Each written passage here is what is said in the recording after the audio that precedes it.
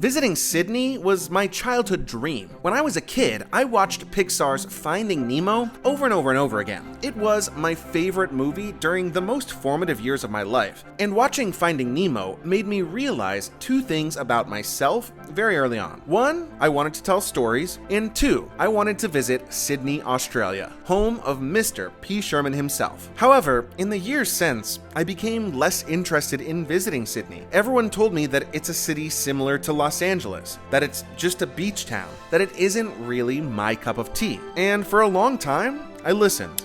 Until now. My name is Josh. Join me as I finally grant myself the wish that I've had since I was 10 years old, and find out if visiting was actually worth all the hype in the first place. This is the iconic city of Sydney, Australia. If you know Finding Nemo, you know that the whole movie is about Marlin trying to find his son Nemo. Alongside Dory, he covers countless miles in order to get there, starting way up in the Great Barrier Reef and coming all the way down to Sydney Harbor. And so, almost as if to recreate the film in my own life, my dad, totally on his own accord, decided to fly fully across the entire world to come visit me in Sydney. And not to brag, but my own dad's distance was actually much farther, okay? Marlin swam 2,500 kilometers along the Australian coast. My dad flew over 15,000 kilometers to Sydney, all the way from Rochester, New York. Yeah. And then, pretty much only a few hours after he landed, I made him join me for a performance of Book of Mormon. Yeah, the stage musical. Nothing like satirical song and dance after 27 hours of travel. Now, with my own real-life dad by my side, I was ready to properly determine if this city is up to par with my expectations. And in order to decide that, together, we had to accomplish three things. 1. Check out Sydney Harbor, the location of the film's dramatic climax. 2. See the whales and try to speak with them. And 3. Try to find a Finding Nemo souvenir at one of the iconic shopping centers in Sydney proper. We had a lot to do, and almost none of it would happen the way that I expected. Now, unfortunately, Wallaby Way is a fictional location. However, Sydney Harbor is very real, and it is the most iconic image out of all of Australia, perhaps along with kangaroos and koalas. So, it stands to reason that this was the first thing we had to see in Australia. We walked through the Royal Botanical Gardens en route to the harbor, and my dad was just having a field day watching the birds here. He loves birds, classic dad behavior. That said, it is admittedly super cool to see cockatoos and other birds out in the wild that you would never see in North America aside from in a pet store or at a zoo. We ultimately made it to the harbor, and we were feeling good. It was September, and the early spring weather was just starting to heat up. So, with a gorgeous day ahead of us, we decided to take the ferry from the harbor over to Manly Beach. Not to swim, no, it was definitely still too cold for that. And definitely not to surf. We don't do that. But mostly just because Manly Beach is an iconic part of Sydney, and you have to take in the surf culture to do Australia properly. I mean, at least that's what movies and pop culture have taught me. I don't know. It could not have been a better day on the whole, and things were starting off well. My childhood dream was really starting to take shape. But then, we made a huge mistake. So, in Sydney Harbor, as I mentioned, during portions of the year, there are whales. In Finding Nemo, Dory speaks to a whale, and it's pretty important to the plot, to put it mildly. Anyway, we booked a whale-watching excursion with the intention to see some whales of our own, to figure out if we, too, could speak with them, just like Dory, okay? A monumental experiment. Unfortunately, that plan was not meant to be. We mistakenly booked an early morning whale-watching tour, and thought we had booked an afternoon tour. So basically, by the time we realized, we had missed it entirely. No refunds, no whales, no experiments. But all hope was not lost. My dad had something else that he really wanted to do in the Sydney area, and that was to take a tour of the Blue Mountains.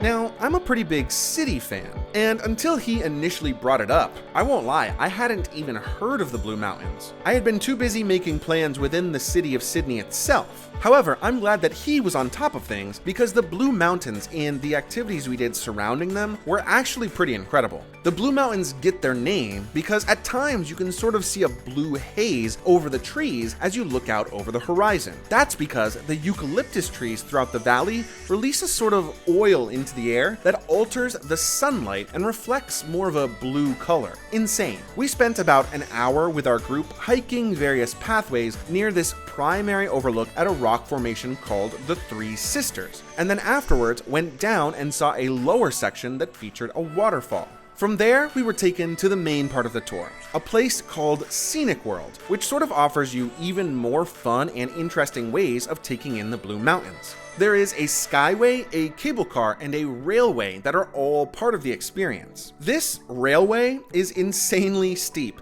It's actually the steepest passenger railway in the whole world, according to Guinness, running at an angle of 52 degrees. You can adjust your seat for better comfort as you descend, but I couldn't figure out how to do that properly, and so when I tell you that I was actually hanging on for dear life throughout this, I nearly fell out of my seat. The train itself leads down to a scenic walkway through the rainforest. It's beautiful, and a lovely walk, but there are dinosaurs here for some reason.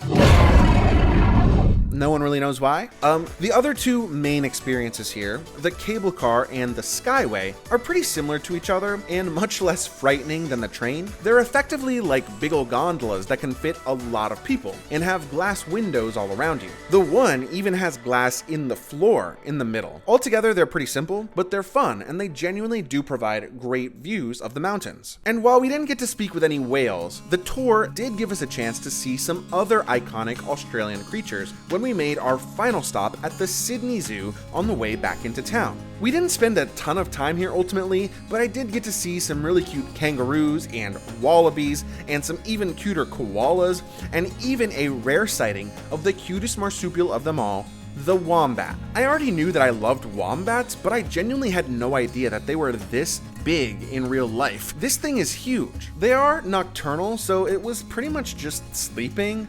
So here is somebody else's footage that I found online of an awake wombat, so you can see how cute they are.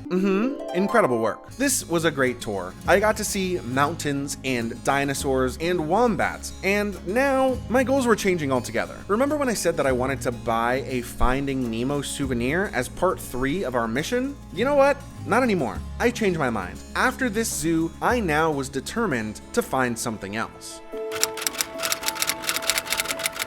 Just like a 10-year-old after a trip to the zoo, I now wanted a souvenir wombat as a symbol of my time in Australia. I remembered that I had seen a very artistic and very cute resin wombat that I really liked back when I was exploring Melbourne, but I was unable to purchase it before the shop closed. Now, I wasn't sure if I'd be able to find one again in Sydney, but after seeing a real wombat in person, I had to try. I brought my dad along as we visited the Queen Victoria building and shopping center. It's one of the most beautiful buildings I've ever seen, and it has a ton of really unique shops inside. We spent some time looking around with no luck. Lots of clothes, lots of watches, but no wombats. I checked out some of the artisan shops on the street, but no luck there either. No, I knew that if we were going to find this, I was going to have to do some research. So I did some exploring and I found the artist's website, where I learned that there was indeed a shop selling this wombat in Sydney. It was out in Erskineville, which is about 6 kilometers away from the CBD. We took the train across town and had to hunt through Erskineville for a bit to find this store. But ultimately, we did it. We found it. The resin wombat there on the shelf in a selection of different colors. I bought one and I named it Sherman, after Dr. P. Sherman himself. Some dads might have been upset that they flew literally halfway around the world just to chase down a silly souvenir. But my dad didn't care because he didn't have an agenda. He was just there to explore Sydney with me, whatever it was that we were going to do. When I was a kid, watching Finding Nemo made me want to tell stories and to travel. And no matter how you look at it, I am doing those exact two things right here, right now. I'm traveling and I'm telling a story about it. I mean, it really is my childhood dream come true. But at the same time, I think I might have missed the real message of the movie. Finding Nemo might take place in Sydney, but it's not really about Sydney. It's about the relationship between Marlin and Nemo. Sydney definitely lived up to the hype for me. It had beautiful weather, great sights, and an incredible harbor. But just like Finding Nemo isn't a movie that's really about Sydney, my visit wasn't really about Sydney either. It was about getting the chance to reunite with my dad, a person from whom I had strayed a very long distance, and having the chance to see the other side of the world together. And in that way, it was better than I ever dreamed it could have been.